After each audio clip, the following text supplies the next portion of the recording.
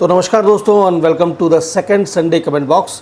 और comment box शुरू करने से पहले बस आप लोग से ये कहना चाहूँगा कि कमेंट बॉक्स थोड़ा सा लंबा हो जाता है क्योंकि कमेंट बहुत सारे होते हैं। तो मेरा निवेदन रहेगा कि अगर आपके पास टाइम की कमी है तो जो भी मैं कमेंट करता हूँ वो स्क्रीन के ऊपर वो दिखाता रहता है वो कमेंट, तो आप स्किप करके अपने कमेंट का आंसर देख सकते हैं। ऐसा इसलिए मैं कह रहा हूँ क्योंकि लास्ट जो संडे कमेंट बॉक्स था उसमें बहुत सारे लोगों ने पूछा कि सर आपने हमारे कमेंट का जवाब नहीं दिया। तो मेरा रिप्लाई ये था कि मैंने दिया है लेकिन आपने उसे देखा ही नहीं। तो शुरू करते हैं आज का कमेंट बॉक्स। तो पहला कमेंट है मुन्नू कुमार। सर जी अपना मोबाइल नंबर दीजिएगा आप अपना। सर जी मुन्नू कुमार जी जो ईमेल एड्रेस आपको स्क्रीन के ऊपर दिखाई दे रहा है वहाँ पे आप ईमेल ड्रॉप कर दीजिए, मैं अपना जो मोबाइल नंबर है वो दे दूंगा आपको।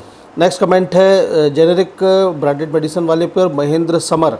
Very good information sir ji, so thank you dear Mahendra. Please आपसे निवेदन रहेगा कि वीडियो को ज़्यादा से ज़्यादा शेयर करें ताकि ज़्यादा से ज़्यादा लोग लाभान्वित हो सकें। नेक्स्ट कमेंट है लोधी पटेल जो कि find jobs in pharma easily वाली वीडियो के ऊपर है, जिस पे लोधी पटेल जी ने कहा है भाई मुझे भी जॉब चाहिए। तो भाई आपको किस सेक्टर में जॉब चाहिए थोड़ा सा डिटेल बताइएगा, मैं आपको सारी वैकेंसीज़ और पोस्ट के बारे में बता दूंगा। कमेंट है 4 important rules before taking medicine वाली वीडियो के ऊपर। तो इस पर नाजिश खान जी ने कहा कि दूध के साथ मेडिसिन नहीं लेते, not even in low temperature. बिल्कुल सही कह रही हैं आप नाजिश जी, ऐसा डेफिनेटली है, लेकिन ऐसा हर मेडिसिन के साथ नहीं है कि हर मेडिसिन को दूध के साथ नहीं ले सकते। सिर्फ पर्टिकुलरली एंटीबायोटिक्स के मामले में थोड़ा स्ट्रिक्ट होता है क्योंकि दूध में बहुत ज़्यादा प्रोटीन होता है जो कि दवाइयों के साथ बाइंडिंग कर देता है, मतलब बाइंड हो जाती है ड्रग, जिसकी वजह से उसकी एक्शन नहीं मिल पाती। तो आपका जो कमेंट है बिल्कुल सही है, लेकिन सारी मेडिसिन के ऊपर ये लागू नहीं होता है। नेक्स्ट कमेंट है best solution to get best beard वाली वीडियो के ऊपर, उस पर कमेंट किया है नरेश जोशी। सर मैंने सुना है विटामिन ई की कैप्सूल और कैस्टर ऑयल और एलोवेरा को मिक्स करके चेहरे पर लगाने से दाढ़ी आती है, क्या ये सच है? कृपया जवाब दीजिएगा सर। नरेश जी ऐसा एक्चुअल में मेन चीज़ नहीं है क्योंकि विटामिन ई और कैस्टर ऑयल दोनों ही बेसिकली ओरल एक्शन यानी कि मुंह से खाने के ऊपर जब स्टमक के ऊपर जाते हैं तब अपना एक्शंस को दिखाते हैं। तो ऐसा टॉपिकल एप्लीकेशन में उतने वाइटल और उतने अच्छे परिणाम नहीं मिलते। सिर्फ हाँ कैस्टर ऑयल और विटामिन ई के कैप्सूल को आप अगर दाढ़ी के ऊपर लगाते हैं तो दाढ़ी जो बियर्ड है थोड़ी थिक हो जाती है और थोड़ी सी ग्रूम हो जाती है, बाकी हेयर ग्रोइंग में ये उतना कारगर नहीं है। कमेंट भी best solution to get best beard वाली वीडियो के ऊपर है, जिसपे अभय सिंह ने कहा है क्लियरिटी नहीं है आपकी बातों में सर। ओके अभय जी, अगर आपको कोई पर्टिकुलर चीज़ प्रॉब्लम लगी तो उसके ऊपर कमेंट करके थोड़ा डिटेल में बताइएगा कि कहाँ क्लैरिटी में आपको प्रॉब्लम है। बाकी कॉन्सेप्ट मैंने समझाने की कोशिश करी और कॉन्सेप्ट हमेशा थोड़ा सा कॉम्प्लिकेटेड होता है, तो आप प्लीज़ निवेदन रहेगा कि थोड़ा डिटेल में बताएंगे तो मेरे लिए काफ़ी हेल्पफुल होगा। नेक्स्ट कमेंट भी best solution to get best beard वाली वीडियो के ऊपर है, जिसपे यशु चौरसिया जी ने कहा है आप फर्स्ट टॉपिक पर भी बनाएं। यशु जी मेरे को थोड़ा सा समझ में नहीं आया कि आप अपना एग्जैक्टली क्या कहना चाह रहे हैं, थोड़ा सा इसको एलेबोरेट कीजिएगा ताकि मैं इस पर वर्कआउट कर सकूं। नेक्स्ट कमेंट है इंसुलिन वर्सेस डायबिटीज़ वाली वीडियो के ऊपर, जिसपे नेत्रपाल सिंह जी ने कमेंट करके पूछा है सर कोई खतरा तो नहीं है इंसुलिन लेने में? देखिए नेत्रपाल जी, अगर आपको डायबिटीज़ है और आपको जो HbA1c की रीडिंग है वो 9 के ऊपर जा रही है तो और इंसुलिन आपको प्रिस्क्राइब हुआ है तो ज़रूर इंसुलिन लें, उसमें कोई भी खतरा नहीं है बल्कि सेफ्टी है। जो इंसुलिन है आपके पैनक्रियास को बचाएगा, सेव कर लेगा और वो एक नेचुरल प्रिपरेशन है, उससे कोई भी साइड इफ़ेक्ट और प्रॉब्लम नहीं है। तो मुझे आशा है कि आपको आपका क्वेश्चन का संतोषजनक जवाब मिल गया होगा। नेक्स्ट कमेंट है फार्मडी वाली वीडियो के ऊपर, जिस पे दिलीप कुमार सिंह जी ने कहा थैंक यू सर, बट क्या हम फार्मडी के बाद MD कर सकते हैं? जी हाँ बिल्कुल, फार्मडी के बाद आप MD कर सकते हैं, लेकिन मेरा एक सुझाव रहेगा कि अगर आप फार्मडी कर रहे हैं और उसके बाद आप MD करना चाहते हैं तो ठीक है आप कर सकते हैं, लेकिन अगर आपने फार्मेसी में भी कदम नहीं रखा है तो मेरा सुझाव रहेगा कि आप फार्मडी ना करने की बजाय B फार्म M फार्म वाले सेक्टर पर जाएं, उस पर आपको ज़्यादा एडेड एडवांटेज मिलेगा क्योंकि फार्मडी के बाद जो MD वाला सेक्टर है वो उतना आपको सरप्लस एडवांटेज नहीं दे पाता क्योंकि ऑलरेडी जो प्रैक्टिस के लिए MBBS होल्डर्स हैं उनकी प्राथमिकता हमेशा बनी रहती है। नेक्स्ट कमेंट है 4 important rules before taking the medicine, इस पे देबा प्रियो हलदार जी ने कहा है sir in your video the background music is very irritating and so loud, sometimes I distracted from your words, so please check this matter, but I love the way you speak the drugs concepts. Actually I am B pharmacy student and it helped me a lot. Thank you sir.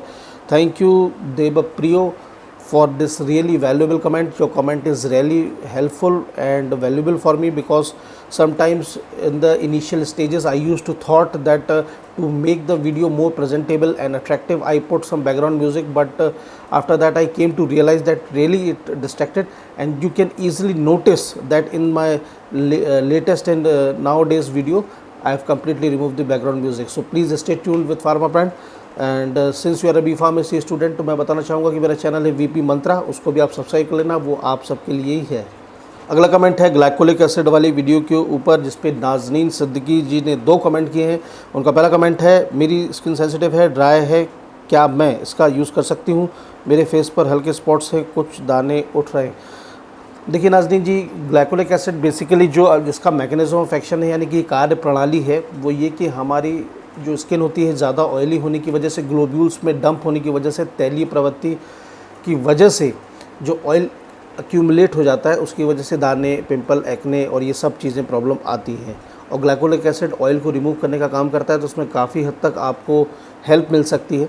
बाकी मेरा ये सुझाव रहेगा कि starting initial stages पर आप glycolic acid के कम concentration यानी कम मात्रा से शुरुआत करिएगा, ताकि अगर कोई साइड इफ़ेक्ट रिस्पॉन्ड में आ रहा होगा तो हमें पकड़ाई में आ सके। दूसरा कमेंट है इन्हीं का कि ये क्रीम सर के कहने पे किसी ने यूज़ की हो तो बताएं।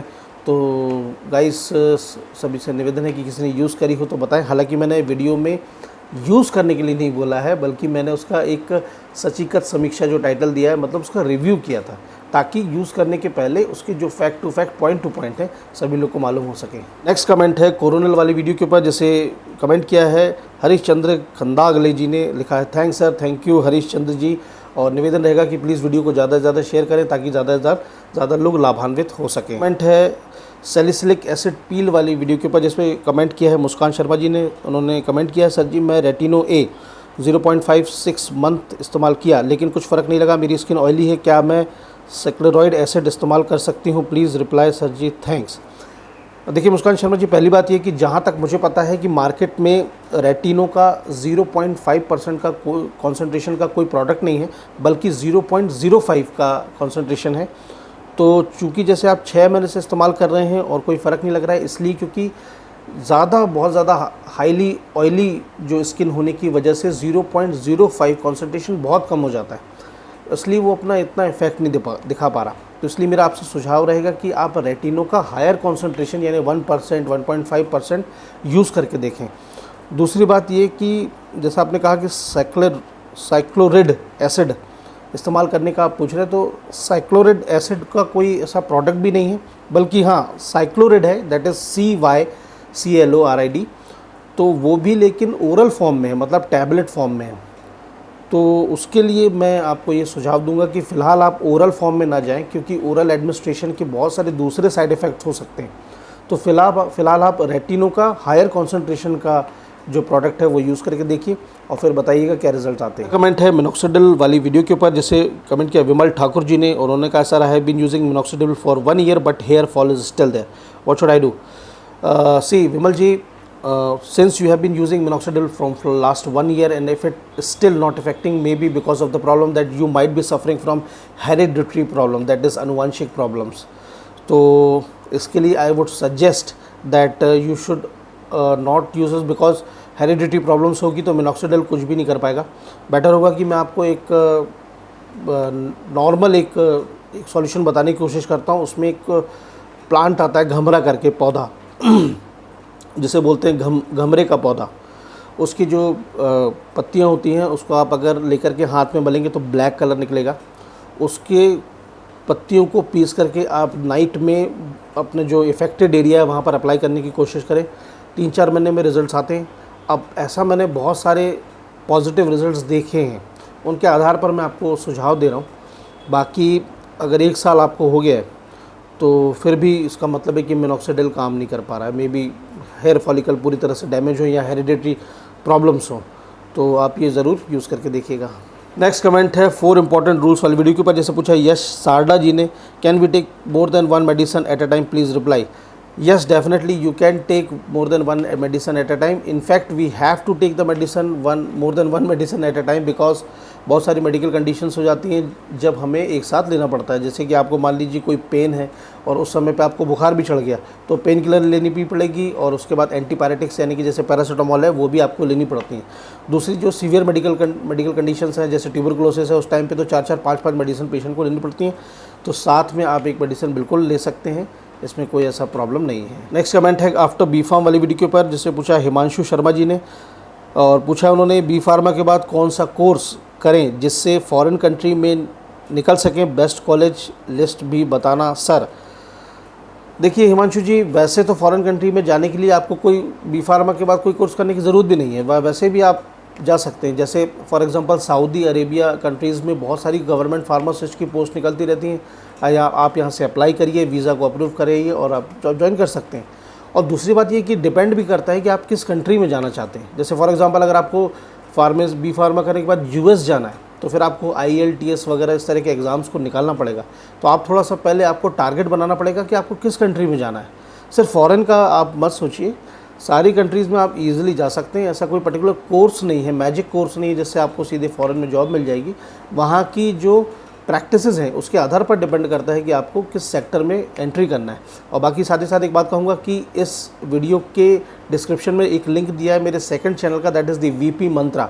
वो पूरा चैनल एक्सक्लूसिवली डेडिकेटेड है आप जैसे स्टूडेंट्स के लिए। अगला कमेंट है best solution to get best beard वाली वीडियो के ऊपर, जिससे 3 कमेंट एक साथ किए हैं परमेश्वर प्रजापति जी ने, जिसमें पहला उनका है डॉक्टर साहब क्या खाएं बीएड के लिए, आप बताएं डॉक्टर साहब कौन सा ऑयल लें। और तीसरा है सुपर।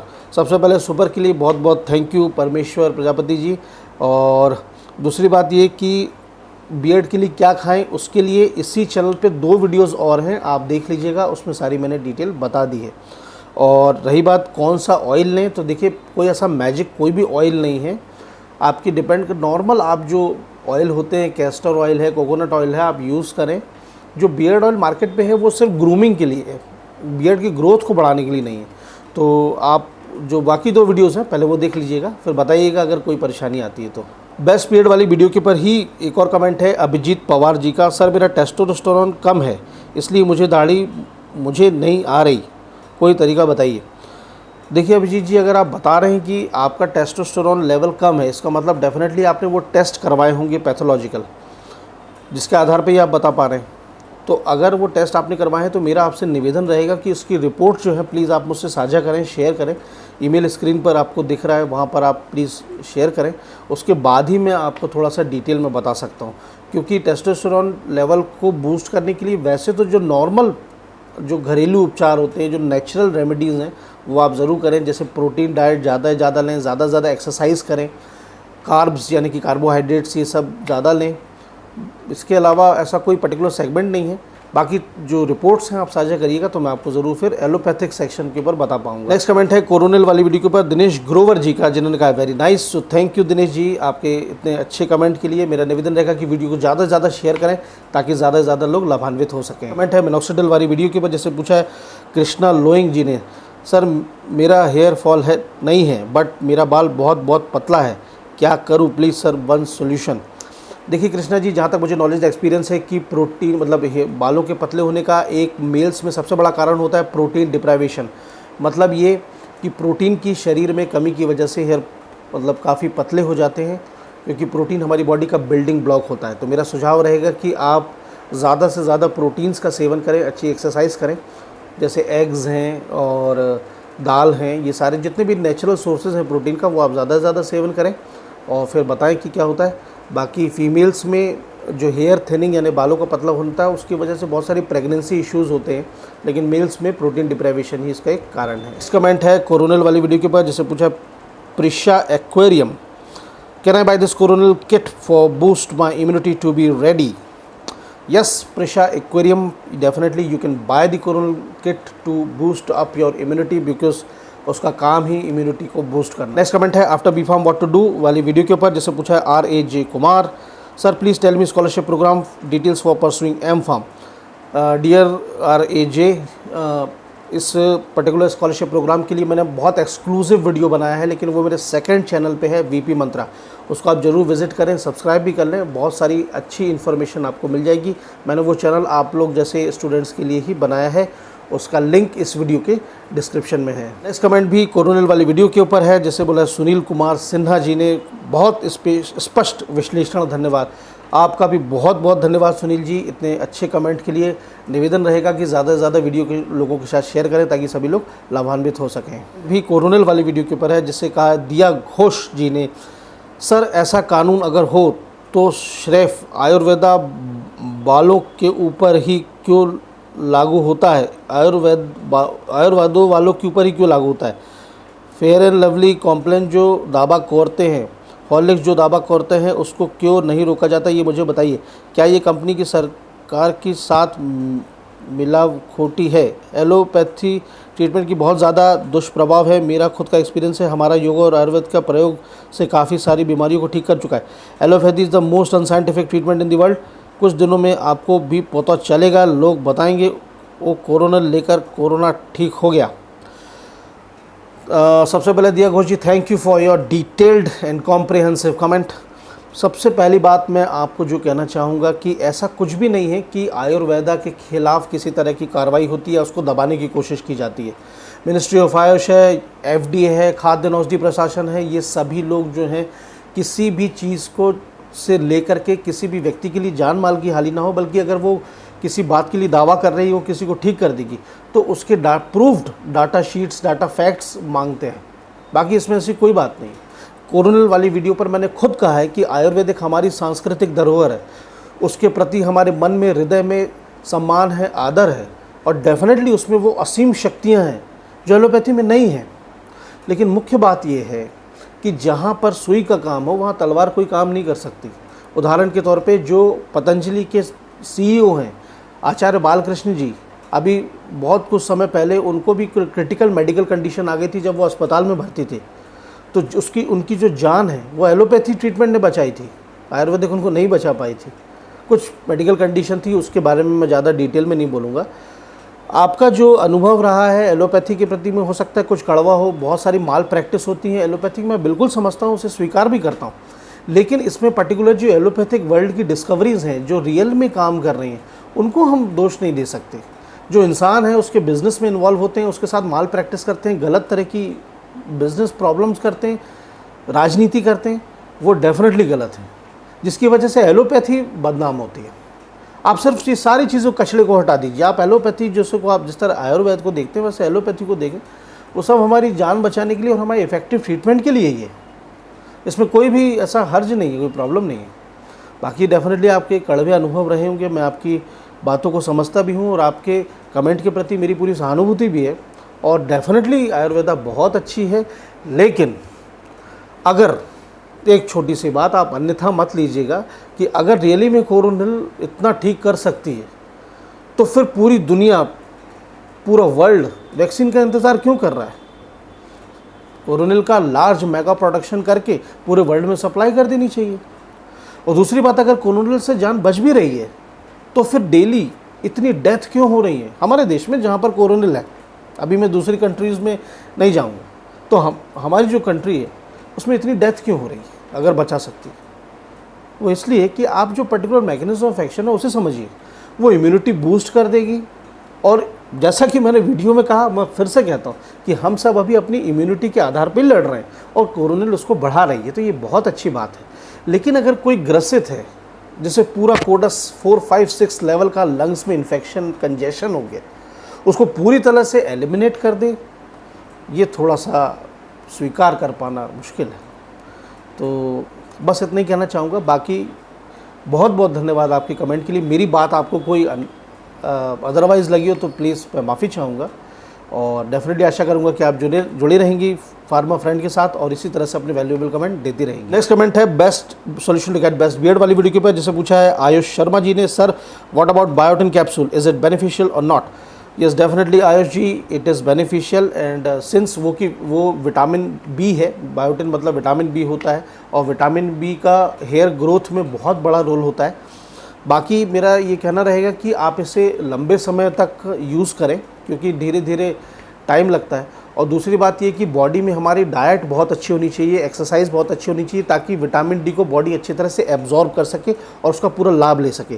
तो डाइट और एक्सरसाइज बहुत अच्छी तरह से करें, तभी आपको बायोटिन का फ़ायदा मिलेगा। कमेंट भी बीएड वाली वीडियो के ऊपर है, जिसे कहा है अनिकेत सिंह जी ने। अनिकेत का sir please try to explain in short, बहुत लंबा वीडियो है। बिल्कुल ठीक कह रहे हैं अनिकेत जी, आपके इस मूल्यवान और वैल्यूएबल कमेंट को ज़रूर ध्यान में रखूँगा। पूरी कोशिश करूँगा कि वीडियो छोटे छोटे हों। इस पर्टिकुलर वीडियो में मैं कॉन्सेप्ट में इतना डिटेल में चला गया था कि मुझे पता ही नहीं चला कि वीडियो कब लंबी हो गई। बिल्कुल ध्यान रखूँगा। बहुत बहुत धन्यवाद आपके वैल्यूएबल कमेंट के लिए। है मुन्ना यादव जी का, सर हाइट बढ़ाने के लिए क्या करें? मुन्ना जी, हाइट बढ़ाने के लिए वैसे तो बहुत सारी मेडिसिन्स हैं, बाज़ार में पाउडर्स हैं, लेकिन मैं सुझाव दूंगा कि जो एकदम नेचुरल तरीके हैं वो आप ट्राई करके देखें। जैसे कि रोप जंपिंग यानी कि रस्सी कूदना है, रनिंग है, और डाइट में प्रोटीन्स और कार्बोहाइड्रेट ज़्यादा से ज़्यादा लें, और इस तरह की जो एक्सरसाइजेज पैटर्न है उसको आप ज़्यादा से ज़्यादा करें तो आपको फ़ायदा मिलेगा। इसके बाद भी अगर आपको कोई सेक्शन हो तो आप मुझे डिटेल्ड में बताइएगा, फिर अपन डिस्कस करेंगे। Then I let you know. है आफ्टर बी फॉर्म वाली वीडियो के ऊपर, जैसे पूछा है भावना पनवार जी ने। इन्होंने कहा है सर एम फार्मा के लिए बेस्ट कॉलेज बता दीजिए, कहाँ से करें? भावना जी, एम फार्मा के लिए बेस्ट कॉलेज है इंडिया में नाइपर, जो कि गवर्नमेंट रेगुलेटेड है, that is the national institute of pharmaceutical education research. और रही बात मेरे नज़रिए से, तो मेरे लिए एम फार्मा का हर वो कॉलेज बेस्ट है, अच्छा है, जहाँ पर 3 चीज़ें हों।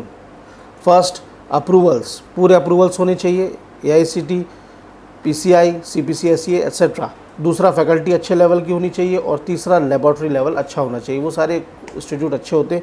बाकी मेरा जो सेकंड चैनल है VP मंत्रा, उसको आप सब्सक्राइब कर लीजिएगा। उसमें इस तरह की सारी डिटेल्स आप लोगों के लिए एक्सक्लूसिवली मैंने बताई है। नेक्स्ट कमेंट है एलोपेशिया बार्बी वाली वीडियो। नेक्स्ट कमेंट है एलोपेशिया बार्बी वाली वीडियो पे, जिसे पूछा रवि शर्मा जी ने। सर मैं 22 ईयर का हूँ। है सर ब्रेड, अच्छा बीएड बिल्कुल भी नहीं है, कुछ बताइए सर बीएड लाने का तरीका प्लीज़ सर।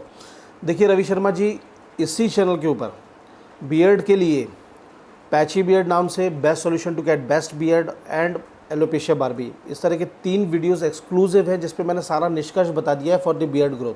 तो मेरा निवेदन रहेगा कि इन वीडियोस को आप पूरा डिटेल में देखें, आराम से देखें। इसके बाद अगर आपको कोई प्रॉब्लम आती है तो प्लीज़ कमेंट करिएगा, we will sort it out. आज के संडे कमेंट बॉक्स का आखिरी कमेंट कोरोनल वाली वीडियो पर है, जिसे कहा है जयश्री शर्मा जी ने। बहुत बढ़िया जानकारी दी भैया आपने। हम सब भी घर में कोरोनल प्रयोग कर रहे हैं और भगवान की कृपा से अभी तक सब कुछ ठीक है। सो जयश्री जी, बहुत बहुत धन्यवाद आपकी इस खूबसूरत कमेंट के लिए और आपके अप्रिसिएशन के लिए। और मुझे जानकर के बहुत खुशी हुई कि आप सभी लोग घर पर सुरक्षित हैं। मेरी पूरी दुआएं, आशाएं, भगवान से प्रार्थना है कि सब कुछ ठीक भी रहे और सब अच्छा भी रहे। और निवेदन रहेगा कि वीडियो को ज़्यादा से ज़्यादा लोग के साथ शेयर करें। सो थैंक यू।